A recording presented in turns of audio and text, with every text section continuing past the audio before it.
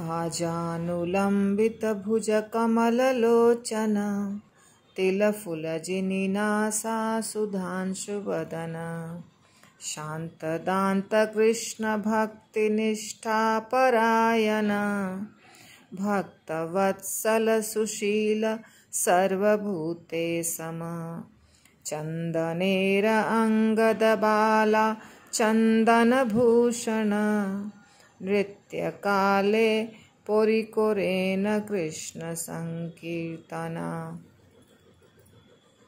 चैतन्य चरितामृत आदि लीला अध्याय 3 श्लोक संख्या 44, 45, 46। श्रील प्रभुपाद की जय। इन 3 श्लोकों में चैतन्य महाप्रभु के सौंदर्य और उनकी दिव्य लीलाओं का वर्णन हुआ है। चैतन्य महाप्रभु स्वयं कृष्ण थे और जब कृष्ण भगवान लीला करके चले जाते हैं द्वापर में, या जितनी बार भी लीलाएं होती हैं, तब वो सोचते हैं कि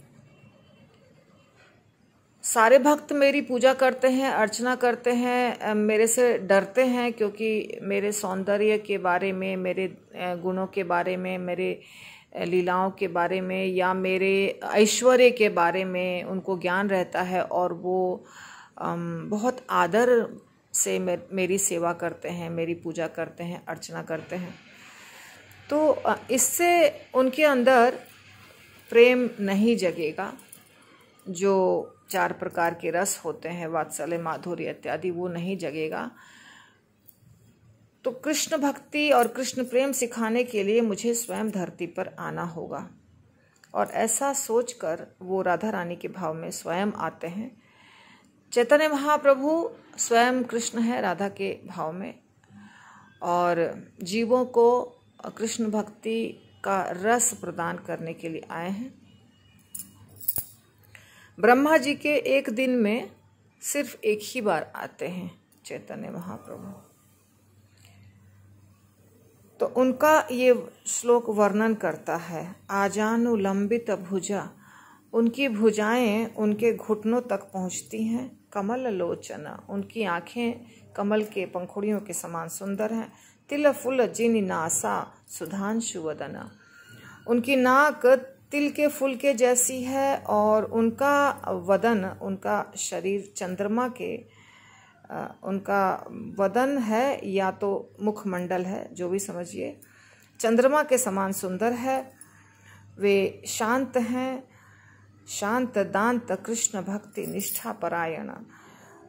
वे भगवान के दिव्य सेवा में, कृष्ण की दिव्य सेवा में लगे रहते हैं और वो संयत हैं।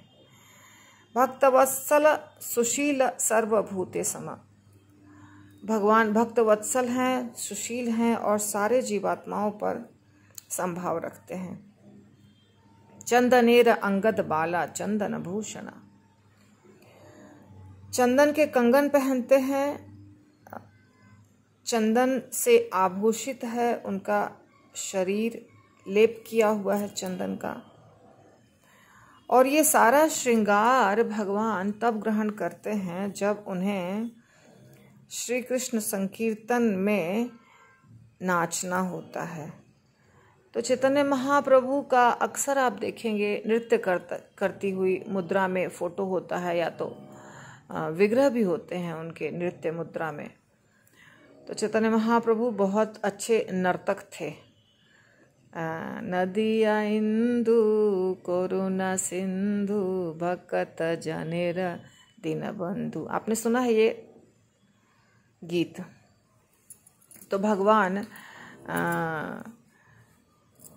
बहुत बड़े नर्तक थे। कृष्ण को भी नटराज कहा जाता है, या तो चैतन्य महाप्रभु को नटराज गौरांग कहा जाता है। तो चैतन्य महाप्रभु बहुत अच्छा नृत्य करते थे और बहुत लंबे समय तक नृत्य करते थे।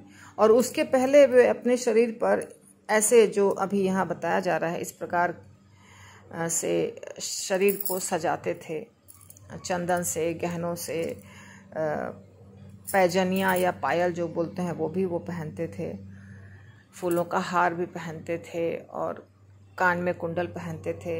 इस प्रकार चैतन्य महाप्रभु हम लोगों पर कृपा करने के लिए ऐसा रूप धारण करते थे। ऐसे बहुत सारे अभक्त होते थे जो सिर्फ उनका दर्शन करके भक्त बन जाते थे, और जिनको वो छू देते थे, स्पर्श कर देते थे, उनके अंदर तो कृष्ण प्रेम ऐसा भर जाता था कि वो चाह कर भी उसको नहीं छोड़ सकता था। ऐसे अनेकों उदाहरण हैं, एक नहीं अनगिनत उदाहरण है। तो ये है चैतन्य महाप्रभु के गुण, जो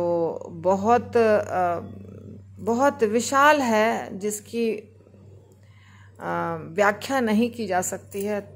तो 3 श्लोकों में उसको बहुत छोटा करके बताया गया है। हरि बोल, दंडवत प्रणाम।